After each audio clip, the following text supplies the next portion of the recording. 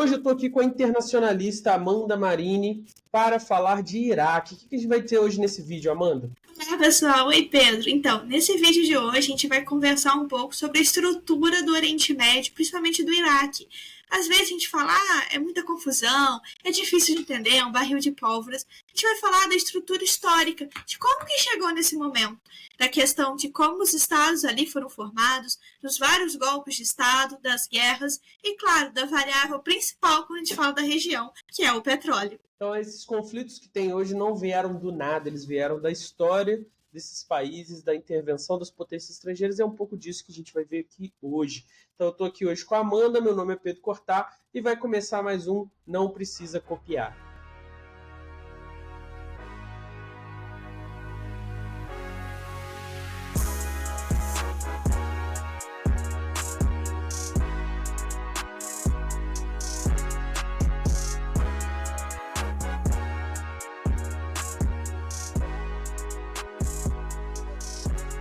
Amanda, hoje a gente vai falar de Iraque. Dada a faixa etária do nosso público, a maioria das pessoas viu os conflitos recentes que aconteceram lá, que aconteceram ao redor no Oriente Médio, mas tudo que está estourando hoje sempre tem um anterior, né? Tem um passado. Então fala pra gente assim, um pouco desse contexto histórico que formatou esse conflito que a gente acompanhou no Jornal Nacional, que a gente viu na tela da TV. Esse conflito a gente chama que é o efeito CNN, que foi a primeira guerra que foi televisionada ali no ao vivo. Exatamente. Você viu o ataque, assim, né? O repórter vê o primeiro ataque, é uma coisa incrível, assim, de ponto de vista da informação circulando na humanidade. Era o Peter Arnett, ele tem até um livro falando sobre isso. Mas respondendo a sua pergunta, Pedro, às vezes a gente fala assim, essa região, ela sempre vai ser um barril de pólvora, ou sempre vai ter conflitos, nunca vai ter paz. Mas é muito fácil a gente olhar, porque a gente está olhando dessa maneira, porque a gente está olhando ali a pontinha do iceberg. A gente não vê que tem várias questões por trás, tem variáveis, tem desdobramentos, e que há uma questão estrutural muito forte. Essa região que a gente chama, às vezes, nas RI, como um barril de pólvoras, nem sempre foi assim. Enquanto a Europa estava passando pela sua Idade Média, que às vezes, erroneamente, nas escolas, nós estudamos como sendo a Idade das Trevas, onde vai ter uma pressão muito grande da religião com a política caminhando juntas, a região do Oriente Médio, onde hoje é o Iraque, estava passando por grandes transformações, grandes civilizações, impérios, sempre estiveram por ali. A gente deve a essa região também muitos avanços na ciência, na medicina e principalmente nas áreas de exatas. Há relatos, por exemplo, que o xadrez surgiu ali entre que hoje é a fronteira do Irã e o Iraque. Questões na área de economia, de finanças. Então, por que essa região, que por tantos anos foi o centro do mundo, hoje foi rebaixado por uma categoria de sul global, de sul geopolítico, ou que antigamente a gente chamava de terceiro mundo? Às vezes a gente fica muito preso nisso, mas a ideia aqui é que a gente veja um pouco de como tudo isso começou. O primeiro grande passo é entender a formação do Estado moderno, que vem lá da Paz de Westfália, em todo um quesito ali, numa formulação que a Europa estava se transformando. Porque quando surge, emerge essa instituição, essa formatação, que vai ter uma relação muito forte, econômica, militar, social e política, a Europa começa a, aqui num termo muito vulgar, virar o jogo. E começa a ampliar seus domínios para outras áreas do globo. E começa a olhar mais para a África, para a Ásia, e principalmente para esse entroncamento que é o Oriente Médio, que faz ali a passagem e a conexão entre esses três continentes. Então, quando a gente vê ali o século XVII, século XVIII, todo esse sistema começa a mudar. O que antes foram os grandes impérios, as grandes civilizações, começa aos poucos a ter o seu valor reduzido. A gente não pode olhar como sendo apenas a causa europeia, por mais que ela tenha um peso enorme sobre todo esse contexto. Mas a própria região não vai conseguir fazer frente e responder à altura desse estado militar belicoso que vai surgir. E um outro ponto interessante é o que a gente fala, que é aquele finalzinho ali do século XIX, virada para o século XX, que é o imperialismo. que está relacionado ao neocolonialismo, uma necessidade de expansão e de conquista de territórios que tem mão de obra, tem matérias-primas, e também por várias questões muito problemáticas no campo das ciências sociais, das ciências humanas, de teorias pseudocientíficas, racistas, que a gente vê no fardo do homem branco, por exemplo. Então, o conjunto dessas questões, aliado também ao aumento expressivo dos gastos militares, dos gastos bélicos, que os estados vão viver uma corrida armamentícia, todo mundo querendo se armar o tempo todo, está ali nos primórdios da Primeira Guerra Mundial, em que todos querem garantir sua segurança e defesa, mas também querem acumular mais riquezas, ter mais poderio, ter mais força. E aqui a gente vai conversar sobre outros conceitos, mas acho importante para a gente entenda a diferença de poder e de força. A força está relacionada com a violência física, uma questão de agressão física, enquanto o poder não necessariamente. O poder é a capacidade que o agente A tem de alterar o comportamento do agente B. Ele pode ser por maneiras tranquilas, mais suaves, que é o soft power, que acontece muito por meio da cultura, pelo modo de vida, pelo cinema, é o K-pop. Música. É o K-pop. É o K-pop invadindo o Brasil. É isso. Exatamente. É o dorama também.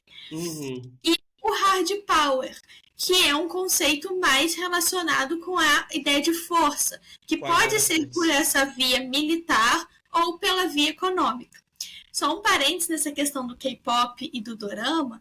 Começa com a propriedade privada na Coreia do Sul e o governo percebe que é uma boa ferramenta de inserção internacional, um outro conceito. O que é inserção internacional? É como o Estado gostaria e quer se posicionar no sistema internacional versus o que de fato ele consegue, dada a estrutura do sistema.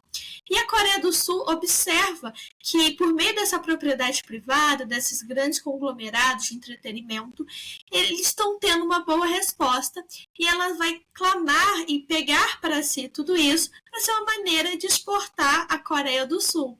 Isso porque ela é boazinha e está preocupada com K-pop e dorama? Claro que não. Ela faz isso porque quer o quê? Mais recursos financeiros. Porque tendo mais recursos financeiros é muito mais fácil você trazer uma estabilidade governamental, perpetuar o poder e ter mais questões relacionadas à soberania, segurança e defesa do país. Uhum. Todo esse cenário, tanto do soft power quanto do hard power, a gente observou nesse momento no Oriente Médio, dessa virada de chave. Claro que o hard power foi muito mais visto, muito mais aplicado que o soft power. E a gente vai ter a Primeira Guerra Mundial, que vai explodir e que vai ficar restrita ao cenário europeu, restrita no que eu digo aqui, as batalhas, as campanhas, o teatro de operação. Quando termina, quem que são os vencedores? França, Inglaterra e Estados Unidos. Só que o Império Turco-Otomano, que já era compreendido, já era visto como velho doente, estava no lado que perdeu, ele vai ser partilhado, vai ser desintegrado por uma série de acordos, o pós ali Tratado de Versalhes, mas o que mais vai se destacar vai ser o acordo Sykes-Picot. Sykes está relacionado ao diplomata britânico que cuidou do acordo e Picot, que era o diplomata francês. Que eles vão pegar... mandando mesmo no acordo, né? Exatamente. Que eles vão literalmente abrir o mapa das possessões territoriais do Império Turco-Otomano e vão dividir quem vai ficar com qual pedaço.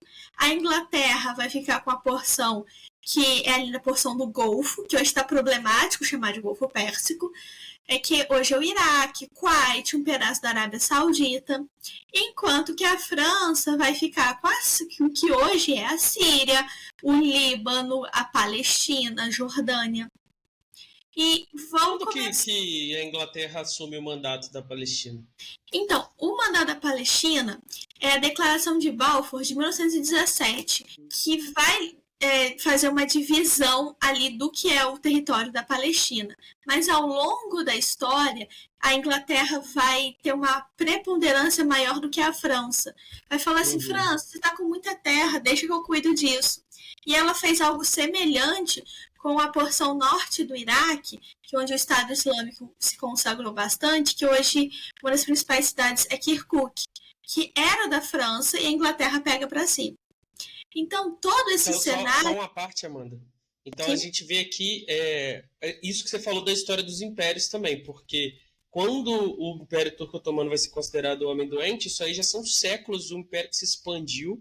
Quando a Europa estava ensaiando os estados nacionais, ele já estava com um modo extremamente novo de fazer guerra, que estava assim, destruindo os Balcãs, avançando firme em direção a Viena, e ele domina essa área toda e cria ali uma prosperidade, né? Controla as rotas comerciais e cria ali uma estabilidade, uma prosperidade que dura centenas de anos, bem isso que você falou, que é esse último grande império que vai ser local, né? Ali da mesma região, da mesma matriz religiosa. Inclusive era bem vista a questão do tratamento que ele tinha com as religiões, né? Que ele tinha sistemas jurídicos alternativos que permitiam um certo nível de liberdade religiosa em relação ao que se tinha na época, por exemplo, na Europa.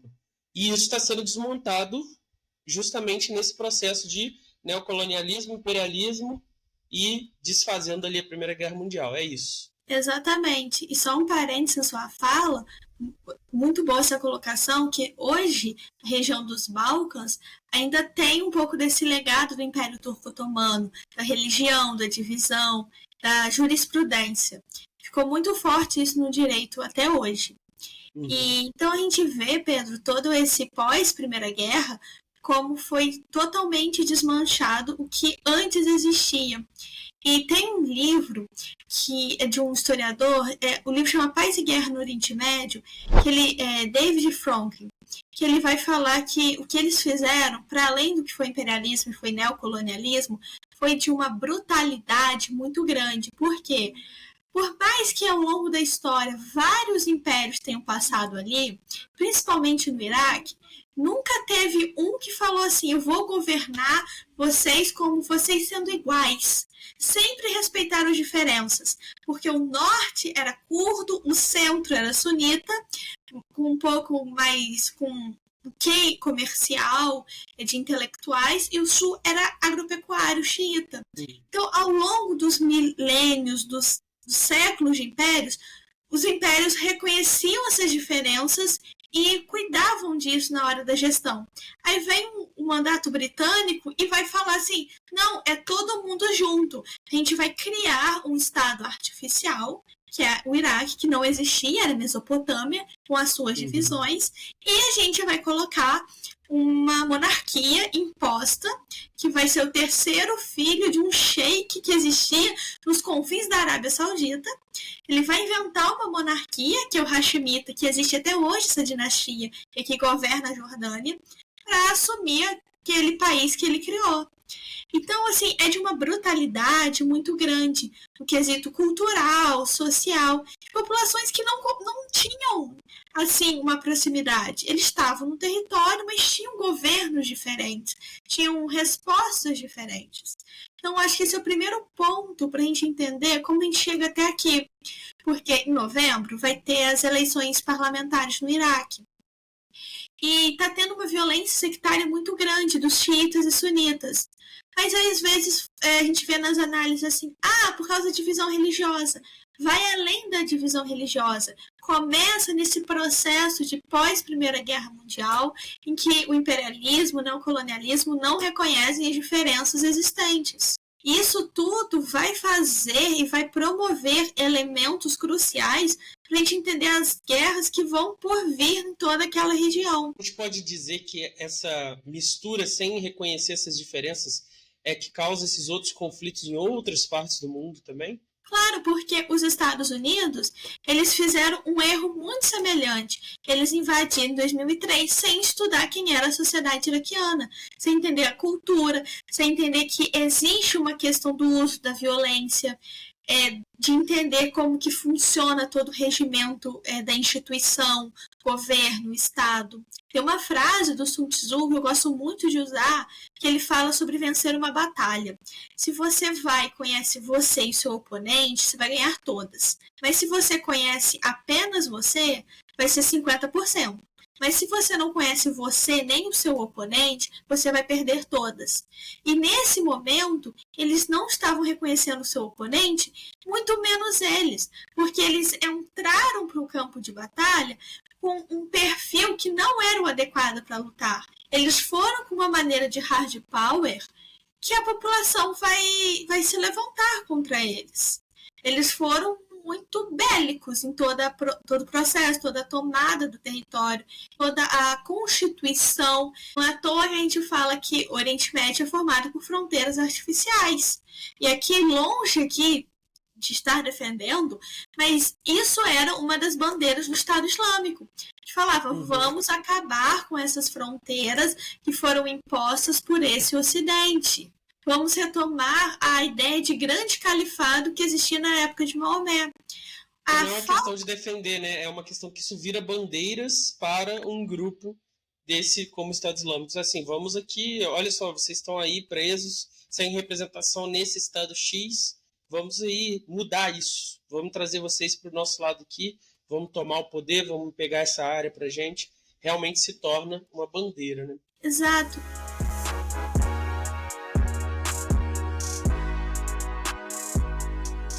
E até mesmo o Ayatollah Khomeini, quando ele sobe no poder na Revolução Islâmica Iraniana em 1979, ele fala essas fronteiras que foram criadas no Oriente Médio, mas não com essa mesma conotação do Estado Islâmico.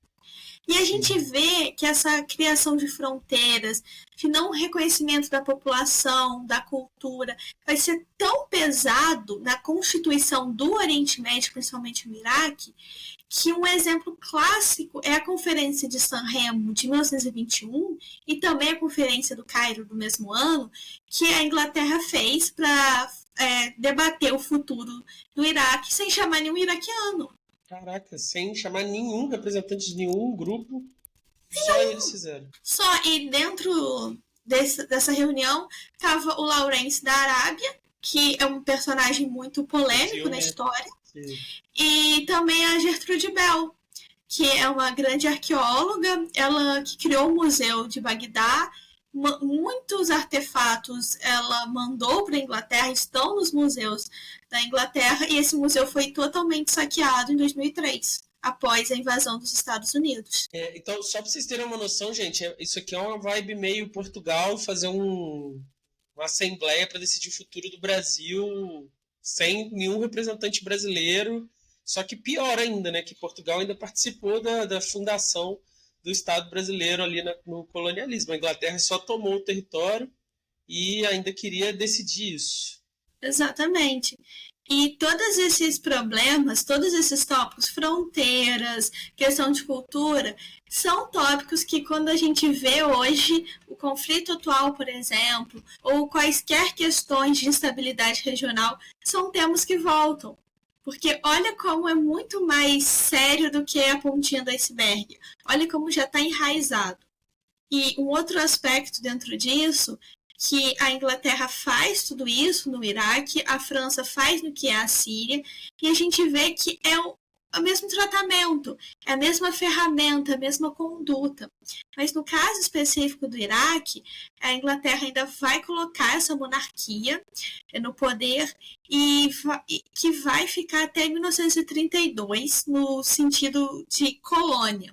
Que em 1932, a Liga das Nações, o que vai acontecer? A Inglaterra vai ajudar, com muitas aspas, o Iraque a ter a sua independência. Só que essa independência ficou no papel, porque a Inglaterra continuava a impactar na soberania, violar constantemente. Sim. A política externa e a política de defesa do Iraque primeiro tinha que passar por Londres. Assim, são como coisas... se diz no Brasil, né, Amanda? Foi só para inglês ver essa independência. Mas foi literalmente. Tem muita coisa na história que é só para inglês ver. É só para inglês ver. Mas aqui, uma pergunta Sim. Que eu tô perdido aí. Quem viu na Globo, no Jornal Nacional, a guerra era contra Saddam Hussein. Aí você está falando desse rei aí. Como é que foi essa transição dessa monarquia para o Saddam Hussein? De onde sai esse personagem que era assim tratado na mídia como esse ditador terrível, estava oprimindo o povo iraquiano, que os Estados Unidos estavam indo levar a liberdade como é que tem essa transição ainda, antes da gente chegar nesse momento da guerra, ainda dessa monarquia fantoche dos britânicos para o Saddam Hussein. Imagino que seja uma ruptura, né? Exatamente. E essa monarquia vai durar por um tempo, até 1958, quando vai ter um golpe de Estado, que vai ser feito pelo exército do Iraque. Vai falar assim, a gente não aguenta mais ser oprimido pela Inglaterra. E vão fazer esse golpe de Estado. Só que eles fizeram esse golpe de Estado, mas não estava claro para eles, assim, a gente toma o poder, o que a gente vai fazer depois. E queriam romper com a Inglaterra. Eles rompem com a Inglaterra e fica assim, tá, o que a gente vai depois? E vai ser constantemente ter vários golpes de Estado, até que em 68 vai surgir o Saddam Hussein. Como que o Saddam Hussein... De 50 e poucos até 68, um golpe depois do outro. Todo ano tinha golpe de Estado. Instabilidade total. Na verdade, a média era que a cada 8 meses tinha um golpe de Estado. Por 10 anos. Nossa. Muito calmo. E a sociedade, principalmente ali da região central do Iraque, que onde é Bagdá, por exemplo, que é uma população mais comerciante, intelectual, de professores, e majoritariamente sunitas, vai começar a ficar irritado com esse exército que toda hora tem um golpe de Estado atrás do outro. E é um momento que o pan-arabismo está crescendo muito, principalmente o partido Ba'ath, que nasce na Síria, mas vai ter o seu momento, seus anos dourados no Iraque. E só um parênteses, o partido Ba'ath caiu ano passado na Síria com Bashar al-Assad. E esse partido, ele tinha boas ideias. Ele se ramifica, então. Ele vai do Iraque e continua na Síria. Ah, tá. Sim, e ele tinha uma ideia de internacionalização do partido na região. Só que só ficou nesses 2 estados, ficou um pouquinho na Jordânia, mas não teve muito sucesso. E dentro disso, esse partido tinha boas ideias. Eles entendiam, por exemplo, que o Estado tinha que ser laico. Não porque eles não gostavam da ideia da religião, mas que cada pessoa tem direito a ter sua religião, mas no âmbito privado. Eles acreditavam na justiça social. Dado que existia uma diversidade religiosa ali de correntes diferentes de islamismo, né? E aí isso facilitaria a estabilidade. Tanto é que os seus principais fundadores, eles eram cristãos, praticantes. Olha só, não sabia. Sim. Dá pra gente ter um episódio depois falando sobre isso, mas o Iraque tinha uma população cristã muito forte até 2003. Mas, em nome da democracia e da liberdade, eles foram mortos. Ou migraram. A gente vai ter uma intolerância religiosa muito forte quando os Estados Unidos vão para lá. Mas isso é conversa para um outro episódio. Gente. Exatamente. Supostamente os bastiões da democracia, da liberdade, um povo que majoritariamente é cristão, chega lá e promove perseguição. Que loucura, não sabia dessa não. Gostei desse tema mesmo. Aí o partido Ba'ath, ele tinha ideia de socialismo árabe, de justiça social, de entender essa questão da religião. Só que quando eles vão chegar no Iraque e o Saddam Hussein vai ser um dos seus principais líderes, seus principais representantes, ele vai começar a ter a sua ideologia, tem uma parte só de ideologia no livro, meio que dobrada. Eles vão beber muito no fascismo, no totalitarismo, em todos os tipos de governos que vão ter uma emergência muito forte, como o comunismo, ao mesmo tempo em que eles vão perseguir e matar com todas as violações possíveis de direitos humanos o Partido Comunista Iraquiano. Eles falavam que eles eram socialistas, mas não aceitavam os comunistas. Eles vão pegar um pouco em várias fontes, e eu brinco que eles são um Frankenstein, porque no final das contas é isso que sobra. É interessante porque, fazendo uma psicologia do Partido Ba'ath, que depois de um período tão instável, né, acho que você tem que eles que se agarram a essas ideologias mais fortes, assim, no sentido de garantir a manutenção da ordem e do poder, faz sentido, né? Depois de 10 anos tendo um golpe depois do outro, faz todo sentido. E é interessante nisso que quem era o principal apoiador no Iraque depois que o Partido Ba'ath toma o poder por meio do golpe de Estado que o Saddam faz? A União Soviética, a Polônia e a República Alemã Oriental. E eles perseguindo comunistas já ou isso foi antes? Já perseguindo, já matando. Porque boa parte da população que pertencia ao Partido Comunista iraquiano era xiita. E o Saddam Hussein não vai respeitar essa questão da religião que o partido tinha do seu ideal. Colocado. Exato. Aí em 68 tem um golpe de Estado. Essa dualidade partido-Saddam, que a gente está vendo aqui, o partido está com uma proposta, o Saddam está começando a destoar. Ela vai continuar existindo ou vai chegar algum momento que o Saddam vai engolir o partido? Como é que funciona? Vai chegar um momento que o Saddam vai engolir tanto o partido e o Estado e o governo que já não tinha mais uma separação. Isso aqui é o Estado iraquiano, seu partido Ba'ath, seu governo do Saddam Hussein. Tudo é Saddam Hussein. Tudo. E até o tipo de polícias secretas e polícias políticas. Vai ter as políticas públicas também, tudo vão estar juntas. E uma coisa que eu descobri recentemente é que as crianças assim, na escola, terminando o que seria pra gente, tá? Terminando o ensino médio, Sim. Elas eram obrigadas a se filiar ao Partido Ba'ath. Todo mundo era obrigado a filiar. Era algo muito forte. Aí ele faz esse golpe de Estado e com outros militares em 68. Só que uma coisa que às vezes as pessoas falam, o Saddam ele era militar. Não, ele cursou Direito na Universidade do Cairo quando ele estava no exílio. Ele nunca teve uma formação militar, ele nunca foi para uma escola militar preparatória. Ele só colocou a mão em armas e isso para a cultura faz com que ele fosse um militar. Isso é o que eu, estudando a cultura regional, eu entendi. E ele era só um soldado e ele vai crescendo nas posições do partido e também no governo, porque ele começa como vice-presidente e ele coloca para si mesmo que ele era coronel, que ele era general e ele termina como marechal, que são as últimas patentes na hierarquia militar. E o presidente era o seu primo, porque ele vem de uma aldeia onde todo mundo tinha um grau de parentesco. E ele dá um golpe de Estado no primo dele, em 79, em julho de 79. Boa parte dos golpes desses 58, 68 e 79 são em julho. Então são 3 golpes de Estado em julho no Iraque. E ele dá um golpe de Estado e assume como presidente. E nesse momento, eles ainda estão muito relacionados com a União Soviética. A virada de chave do principal parceiro comercial e político do Iraque, da União Soviética para os Estados Unidos, vai ocorrer somente em 1984 e vai ser até 1990.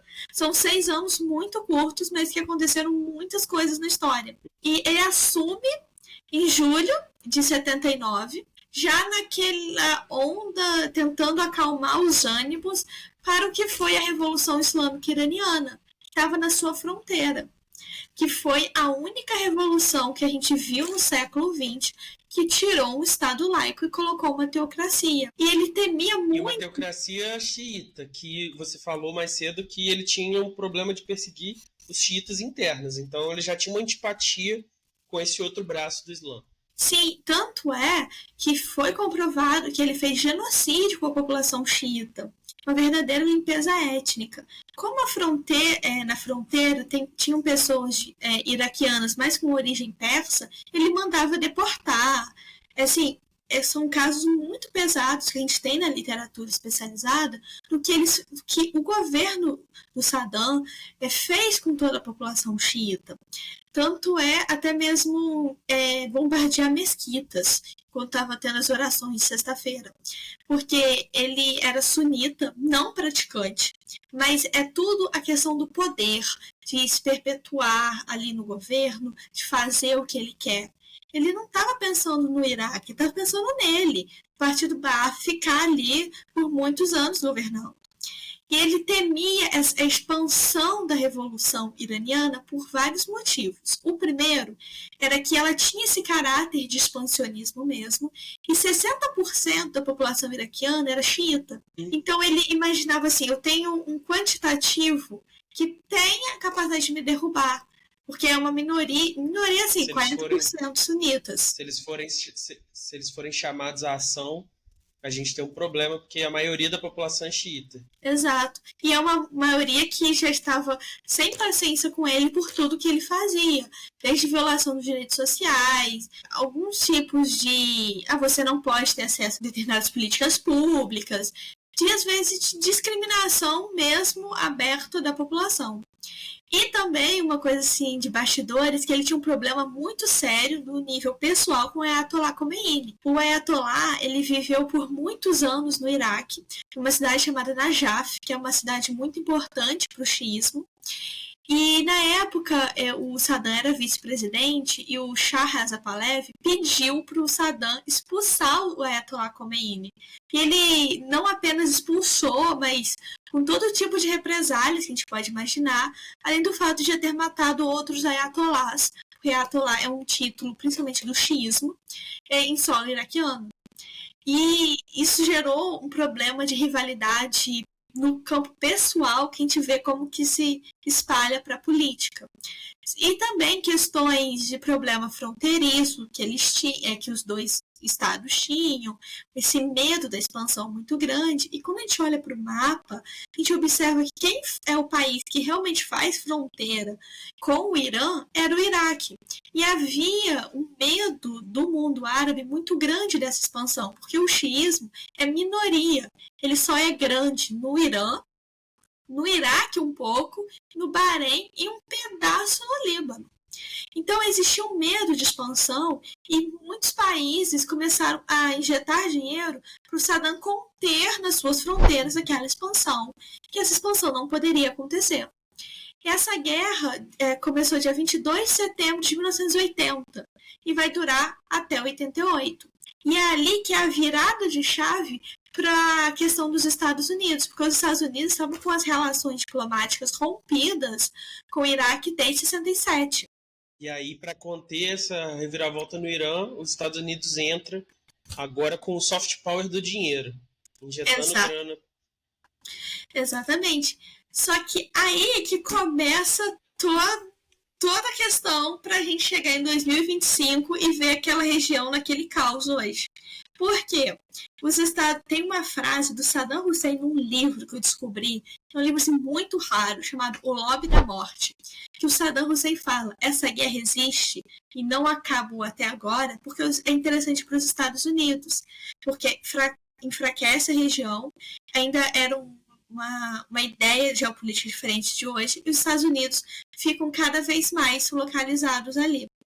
E só um parênteses, quando a Inglaterra sai dessa região toda do Oriente Médio, quem entra são os Estados Unidos. De 45 até hoje, são cerca de 5 a 6 doutrinas de política externa dos Estados Unidos para o Oriente Médio que estão em voga. Nenhuma acabou. E tem uma específica desde 45. Tem uma específica, nesse momento dessa guerra Irã-Iraque, que é a doutrina Carter. Ela foi proferida pelo Carter, que ela é muito clara. Todo o petróleo da região é de interesse vital dos Estados Unidos. Qualquer país que tente controlar o acesso a esse recurso vai ter uma resposta militar dos Estados Unidos da América. E ela é a base legal que todos os presidentes ou os governantes dos Estados Unidos usam quando vão interferir.